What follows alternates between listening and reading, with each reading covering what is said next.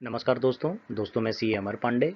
दोस्तों आज का टॉपिक का डिस्कशन मैं आज आपके लिए ये लेके आया हूँ कि जो हमारे व्यापारी वर्ग हैं, जो हमारे बिजनेस क्लास हैं, आम तौर पे किसी चीज़ का बिजनेस कर रहे हैं या बिजनेस करने जा रहे हैं तो उनका ये डाउट्स रहता है कि साहब हमारा जो बिजनेस है क्या उसकी कानून की नज़र में, क्या उसकी लॉ की नज़र में, गवर्नमेंट की नज़र में, थर्ड पार्टी की नज़र में कोई पहचान है।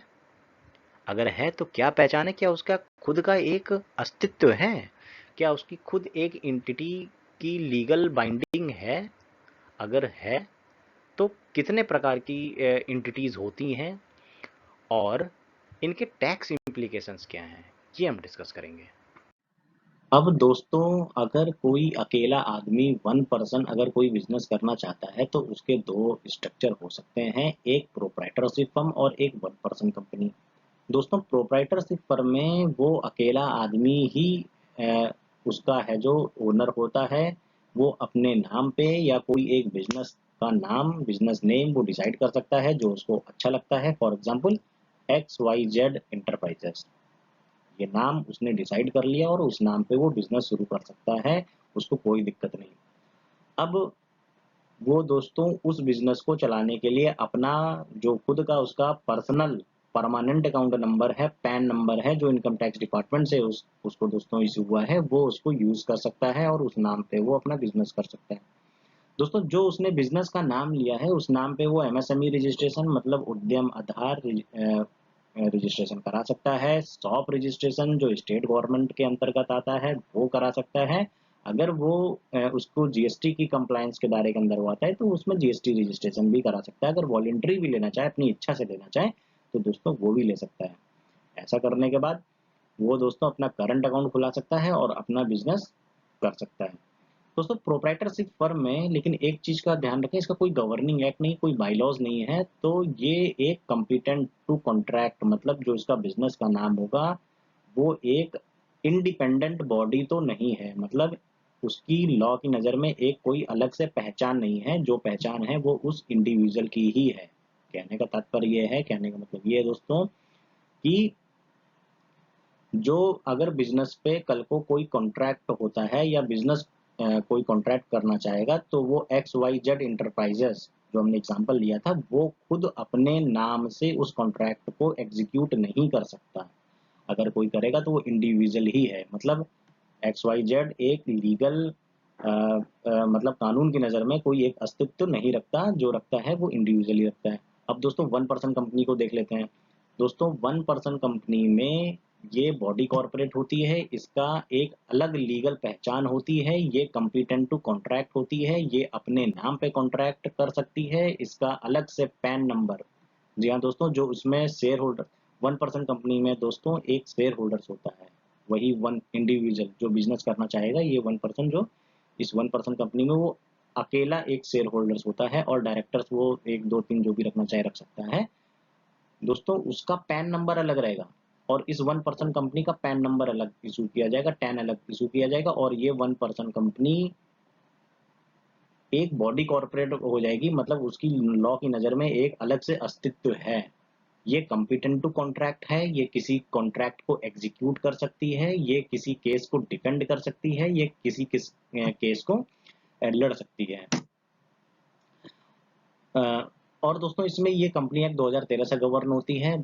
एक बहुत ही डिफाइंड एक्ट है, बहुत ही स्पष्ट एक्ट है जिसके अंतर्गत ये बहुत कायदे से मैनेज हो सकती है।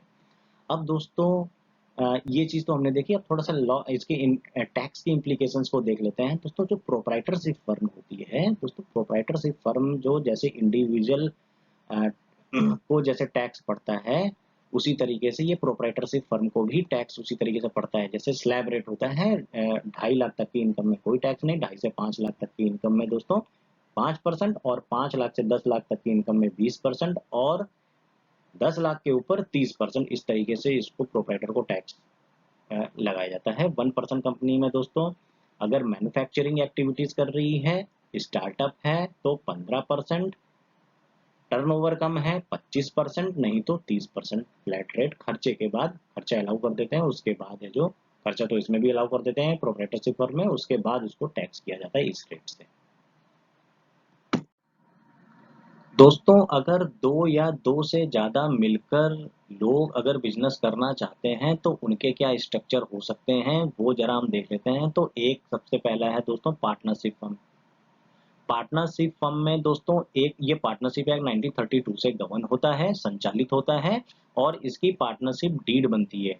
डीड क्या होती है दोस्तों? डीड में उनकी क्या ड्यूटीज हैं, उन पार्टनर्स के क्या प्रॉफिट के रेशियोज हैं, जो मान के चलिए अगर फर्म ने कोई प्रॉफिट कमाया, अब उस प्रॉफिट में कितना कितना पार्टनर्स के बीच में बटेगा, जैसे 3 पार्टनर्स हैं या 4 पार्टनर्स में, उनमें किस रेशियो में वो प्रॉफिट बटेगा, वो सारी चीजें लिखी रहती हैं। उनके ड्यूटीज क्या हैं, उनके राइट्स क्या हैं और पार्टनरशिप फर्म का ऑब्जेक्टिव वो बिजनेस किस चीज का कर रही है, वो सारी चीजें लिखी रहती हैं।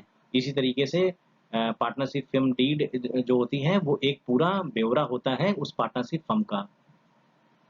अब दोस्तों एक चीज और हम जान लेते हैं, जो पिछली स्लाइड में हमने देखा था कि प्रोप्राइटरशिप फर्म होती है। अगर प्रोप्राइटरशिप फर्म और पार्टनरशिप फर्म दोनों, दोस्तों यहाँ मैं दोनों की बात कर रहा हूँ, अगर इनमें कोई इनकी लाइबिलिटी, इनकी फर्म में कोई लाइबिलिटी रेज हो जाती है, कोई लाइबिलिटी बन जाती है, मान के चलिए कल को इन्होंने किसी बैंक से बोरोइंग कर ली थी या किसी थर्ड पार्टी से इन्होंने सामान खरीद लिया था और ये उसको चुका नहीं पा रहे हैं, मतलब उनकी कोई लाइबिलिटीज बन जाती है, कोई देनदारी बन जाती है और वो देनदारी इतनी ज्यादा है कि वो फर्म नहीं चुका पा रही है और फर्म इंसॉल्वेंट, दोस्तों इंसॉल्वेंट अगर हो जाती है फर्म, तो जो उनके पार्टनर्स हैं और पिछली साइड में जो प्रोपराइटर है वो अपनी प्राइवेट प्रॉपर्टी से दोस्तों देगा। लेकिन ऐसा दोस्तों ये limited liability partnership firm, limited liability partnership LLP के केस में ऐसा नहीं है। ये भी, अब ये किस प्रकार की फर्म है दोस्तों? एलएलपी भी एक प्रकार की पार्टनरशिप फर्म है, बस इसमें यही अंतर आ जाता है, बाकी सारी चीजें सेम है। ये भी 30% के रेट के हिसाब से जैसे पार्टनरशिप टैक्सेबल होती है वैसे ये भी होती है। अब दोस्तों private limited company, private limited company दोस्तों जिसमें दो या दो से ज्यादा शेयर होल्डर्स होते हैं, 200 शेयर होल्डर्स तक हो सकते हैं और ये कंपनी एक्ट 2013 से गवर्न होती है। मेमोरेंडम ऑफ एसोसिएशन में इसके ऑब्जेक्टिव्स और कैसे वो होगी, आर्टिकल ऑफ एसोसिएशन में पूरे इसके इंटर कंट्रोलिंग को लेके सारी चीजें लिखी रहती हैं। इन सारी चीजों से ये गवर्न होती है। अब दोस्तों प्राइवेट लिमिटेड कंपनी एक बॉडी कॉर्पोरेट होती है, इसका खुद का एक अस्तित्व होता है, ये कॉम्पिटेंट टू कॉन्ट्रैक्ट होती है दोस्तों, एलएलपी भी कॉम्पिटेंट टू कॉन्ट्रैक्ट होती है। अच्छा दोस्तों पार्टनरशिप फर्म दोस्तों एक रजिस्टर्ड होती है और एक अनरजिस्टर्ड होती है। अगर दोस्तों पार्टनरशिप फर्म रजिस्टर्ड हो जाती है तो वो भी कॉम्पिटेंट टू कॉन्ट्रैक्ट बन जाती है, लेकिन वो बॉडी कॉर्पोरेट तो नहीं होती है। पर प्राइवेट लिमिटेड कंपनी एक बॉडी कॉर्पोरेट, मतलब कानून की नजर में उसकी पूरी तरीके से एक वो एक इंडिपेंडेंट इंटिटी है। अब दोस्तों ये भी अगर एक स्टार्टअप है और एक मैन्युफैक्चरिंग एक्टिविटीज कर रही है तो दोस्तों ये 15% के हिसाब से टैक्सेबल होगी इनकम टैक्स में, और अगर ये इसका टर्नओवर कम है तो ये 25% और नहीं तो फिर ये 30% के हिसाब से टैक्सेबल होगी। दोस्तों public limited company, public limited company में क्या होता है कि 7 या 7 से ज्यादा शेयर होल्डर्स और अनलिमिटेड शेयर होल्डर्स हो सकते हैं। मोस्ट ऑफ द केसेस में ये स्टॉक एक्सचेंज में लिस्टेड हो जाती है और वहां से पब्लिक अपने शेयर्स, पब्लिक इनके शेयर्स को खरीद सकते हैं। और ये company act 2013, memorandum of association, article of association, इन चीजों से ये गवर्न होती है। ये भी दोस्तों ऐसे ही टैक्सेबल होती है जैसे प्राइवेट लिमिटेड कंपनी, और ये भी पूरी तरीके से body corporate competent to contract होती है। अब दोस्तों ये तो हमने देख लिया कि जब कोई दो या दो से ज्यादा पर्सन, अगर कोई बिजनेस एंटिटी, मतलब दो या दो से इनके स्ट्रक्चर्स हैं, ये अगर बिजनेस करना चाहते हैं तो इस मॉडल पे कर सकते हैं। लेकिन अब दोस्तों NGO, trust, cooperative society, section 8 company, ये भी एनजीओ का एक मॉडल है। अगर ये कोई काम करना चाहें दोस्तों तो ये भी एक ये काम कर सकते हैं, लेकिन इनका ऑब्जेक्टिव पैसा कमाना नहीं होता, प्रॉफिट कमाना नहीं होता। दोस्तों पैसा कमाना नहीं, प्रॉफिट कमाना नहीं होता। मतलब ये अपने ऑब्जेक्टिव के लिए ही काम करते हैं। फॉर एग्जाम्पल जैसे हॉस्पिटल में जरूरतमंद लोगों को चिकित्सा देना, एजुकेशन में दोस्तों स्कूल खुलवाना और जरूरत पुअर जो गरीब बच्चे हैं उनको पढ़ाई करवाना, या कोई गरीब हैं उनको किसी भी तरीके की मदद करना, इस तरीके से इनकी एक्टिविटीज होती है। तो यही इनका ऑब्जेक्टिव होता है, जबकि प्रॉफिट कमाना इनका दोस्तों ऑब्जेक्टिव नहीं होता। तो दोस्तों एनजीओ ये स्टेट ट्रस्ट एक्ट जो होता है, हर एक स्टेट का अलग अलग एक्ट है और बाईलॉज इसका बनता है, ट्रस्ट डीड इनकी बनती है और इस तरीके से ये एनजीओ रजिस्टर्ड होके पैन बेसिस में ये रजिस्टर्ड हो जाते हैं, अपना काम कर सकता है। एनजीओ और ट्रस्ट एक ही होता है। एनजीओ तो नॉन गवर्नमेंट ऑर्गेनाइजेशन, ये ट्रस्ट के मॉडल पे हो सकता है दोस्तों, कोऑपरेटिव सोसाइटी के मॉडल पे हो सकता है और कंपनी के मॉडल पे, सेक्शन 8 कंपनी के मॉडल पे हो सकता है। और दोस्तों कोऑपरेटिव सोसाइटी भी इसी तरीके के मॉडल के ही होते हैं। सेक्शन 8 कंपनी, दोस्तों सेक्शन 8 कंपनी जब ये कंपनी एक्ट 2013 में रजिस्टर्ड हो जाते हैं तो ये पूरी तरीके से अपना काम कर सकते हैं, इंडिपेंडेंट बॉडी कॉर्पोरेट ये हो जाते हैं और इनमें ट्रांसपेरेबिलिटी दोस्तों ये बहुत ज़्यादा होती है। तो और इसमें फंड वंड मिलने के, गवर्नमेंट से फंड मिलना या कहीं से डोनेशंस मिलना, इसके चांसेस ज़्यादा हो जाते हैं क्योंकि इसकी ट्रांसपेरेबिलिटी ज़्यादा होती है। आरओसी में फाइलिंग जाती है, बैलेंस शीट बनती है, प्रॉपरली ऑडिट होता है। हालांकि इसमें भी होता है लेकिन इस केसेस में इनमें कंप्लायंस ज़्यादा होता है, तो वो ज़्यादा स्ट्रिंजेंट होता है। तो दोस्तों ये आप अब ये भी दोस्तों इनकी टैक्सेबिलिटी को देख लेते हैं। ये टैक्सेबल दोस्तों एनजीओ, ट्रस्ट, कोऑपरेटिव सोसाइटी ये भी लगभग है जो जैसे इंडिविजुअल स्लैब रेट के हिसाब से टैक्सेबल होते हैं, वैसे ये भी टैक्सेबल होते हैं। और कंपनी तो दोस्तों जैसे हमने पब्लिक प्राइवेट इस तरीके से बात की, और जैसे ये टैक्सेबल होते हैं वैसे ये भी टैक्सेबल होते हैं। दोस्तों एक चीज और जो हम लोग ने 1% कंपनी में जो पिछली स्लाइड्स में डिस्कस किया था, वो भी एक बॉडी कॉर्पोरेट है। हालांकि वो एक पर्सन ही उसको चला रहा है, वो एक बॉडी कॉर्पोरेट है, लॉ की नज़र में वो अलग से एक लीगल एंटिटी है, कॉम्पिटेंट टू कॉन्ट्रैक्ट है और वो अपने केस को बहुत कायदे से डिफेंड कर सकती है। तो दोस्तों मैंने ये सारी चीज आपको लेके इसको क्लियर किया। मुझे लगता है कि एक ब्रीफ डिस्कशन था जो कि एक शॉर्ट टाइम में हम लोग ने उसको पूरा किया। दोस्तों कोऑपरेटिव सोसाइटी में 10,000 तक की इनकम में 10% का टैक्स है, 10,000 से 20,000 तक की इनकम में 20% टैक्स है, 20,000 से ऊपर दोस्तों 30% का टैक्स है। दोस्तों ये हमारा एक छोटा सा ब्रीफ डिस्कशन, जिसमें अब डिसीजन मेकिंग की बात को ले लें तो दोस्तों डिसीजन तो आपको ही लेना है, लेकिन फिर भी अगर मैं एक थोड़ा सा, अगर मैं क्या डिसीजन लेता वो मैं आपको थोड़ा सा हेल्प कर सकता हूँ।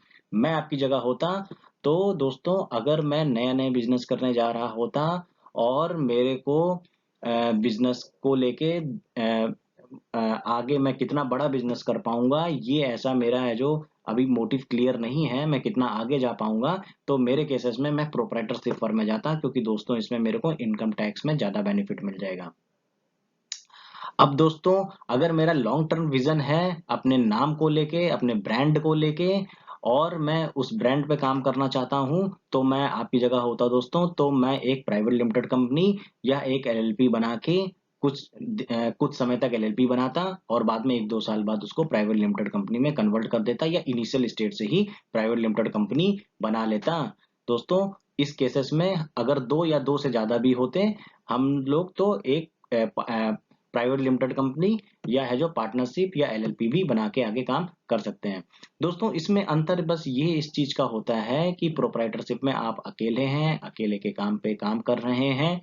आप अपने ब्रांड को लेके, आपका जो ब्रांड है वो कितना आगे जाएगा, कितना आगे बढ़ेगा, उस चीज को लेके सिर्फ आप अपने दायरे तक ही सीमित हैं। लेकिन कंपनी में एक ब्रांडिंग करनी है, अगर आपको उस काम को बढ़ाना है, लोगों को जोड़ना है, मैनेजमेंट अच्छा करना है, बड़े दायरे में आपको बढ़ना है, तो कंपनी एक्ट 2013 से बढ़िया तो कुछ नहीं है। पार्टनरशिप डीड में भी, पार्टनरशिप एक्ट में भी, पार्टनरशिप फर्म अगर आप बनाना चाहते हैं तो उसमें डीड में भी बहुत सारी स्पष्ट होती है। लेकिन जो बहुत ज्यादा स्ट्रिंजेंट एक्ट जो है वो कंपनी एक्ट 2013 ही है, जिसमें झगड़े कम होते हैं। दोस्तों इसी के साथ मुझे इजाजत दीजिए। बहुत बहुत धन्यवाद।